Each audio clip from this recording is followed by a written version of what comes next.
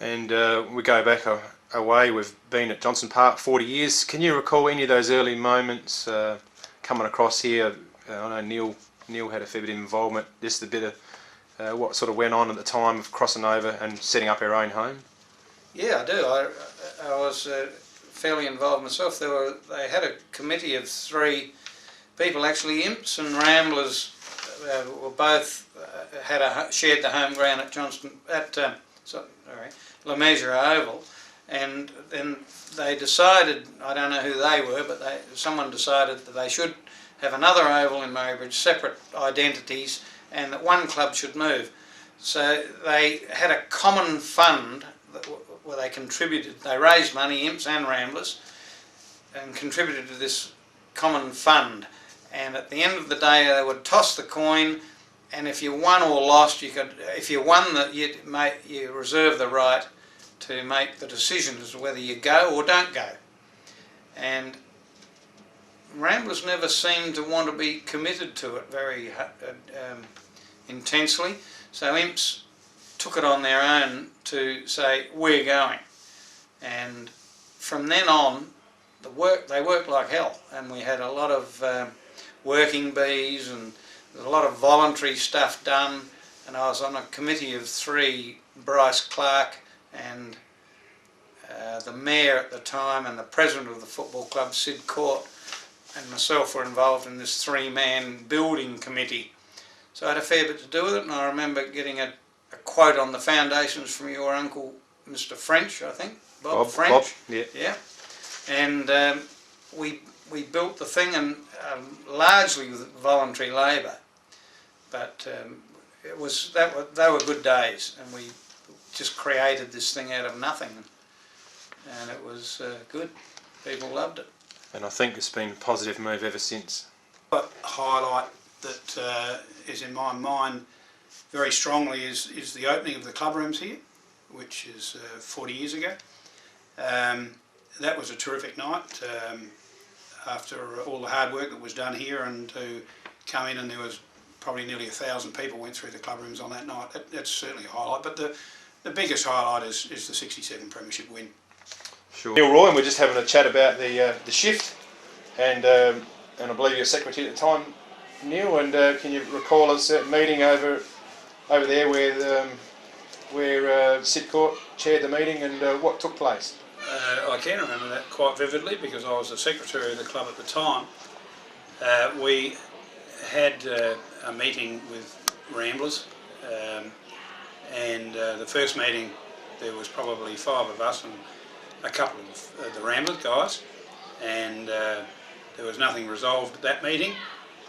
We called another meeting to further discuss it, and Ramblers didn't turn up.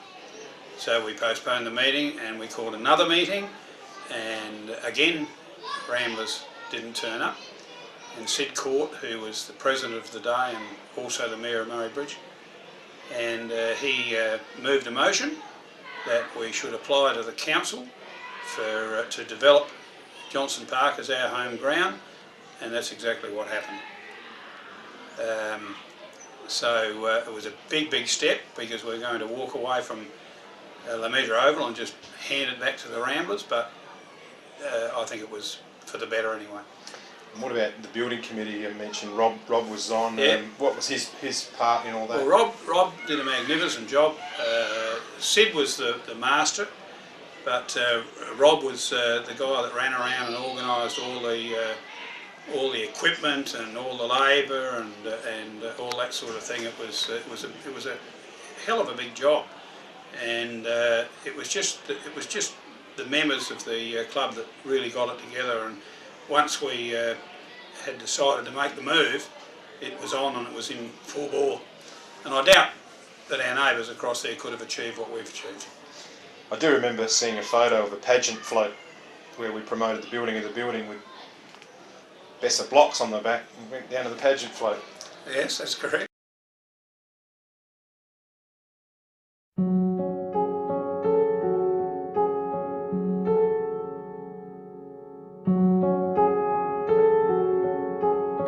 Hello, darkness, my old friend.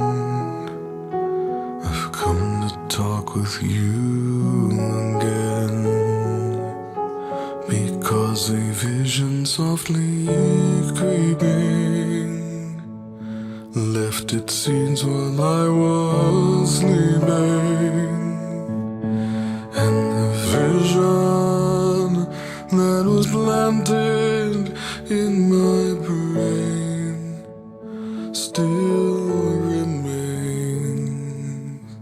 within the sound of silence. In restless dreams I walked alone, narrow streets of cobblestone, neath the halo of a street lamp.